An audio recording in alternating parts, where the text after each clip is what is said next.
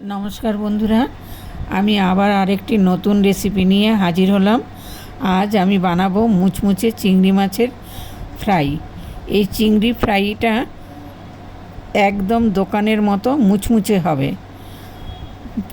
এর মাঝে বলে দিচ্ছি, যারা আমার চ্যানেলটি সাবস্ক্রাইব করেননি তারা অবশ্যই সাবস্ক্রাইব করে দেবেন এবং পাশে থাকা বেল আইকনটি প্রেস করে দেবেন। আর যারা করে দিয়েছেন তাদেরকে অসংখ্য ধন্যবাদ। আর লাইক শেয়ার করতে ভুলবেন না। আমি এখানে একটু বড় সাইজের চিংড়ি মাছ নিয়েছি। এই চিংড়ি মাছগুলো কেটে ধুয়ে পরিষ্কার করে নিলাম। এরপরে নুন হলুদ দিয়ে মাখিয়ে নিয়েছি। রসুন আর কাঁচা লঙ্কা থেতো করে নিয়েছি, সাথে গোলমরিচের গুঁড়ো আর লেবুর রস দিয়ে ম্যারিনেট করে আধ ঘন্টা ঢেকে রেখেছি।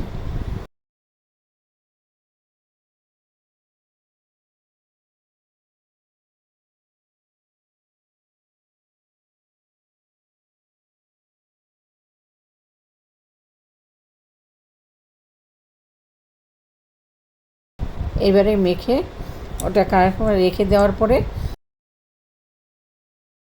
এবার একটা ব্যাটার তৈরি করছি। তাতে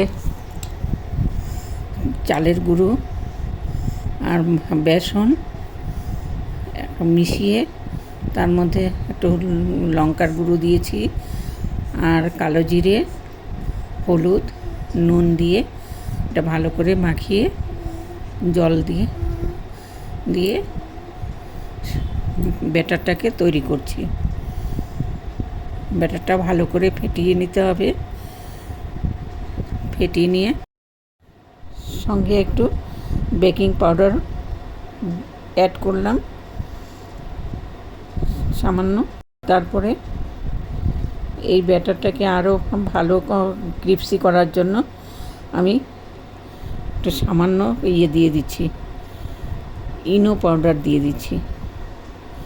ইনো পাউডার দিলে ইয়েটা ক্রিপসিটা খুব সুন্দর হয়, মুচমুচে হয় এবং অনেকক্ষণ ধরে মুচমুচেটা থাকে। এটা দিয়ে দেখবেন, সবাই ভালো লাগবে। আপনারাও হয়তো বানান, কিন্তু আমি একটু ইনো দিয়ে করি। এবার এক এক করে চিংড়ি মাছগুলো ব্যাটারের মধ্যে চুবিয়ে ডিপ ফ্রাই করে ভেজে তুলে নেবেন। এরপরে দেখুন কি সুন্দর হয়েছে, একদম মুচমুচে এবং দেখতে খুবই লোভনীয়। খুব সুন্দর হয়েছে, খেয়ে দেখবেন, আপনাদেরও ভালো লাগবে।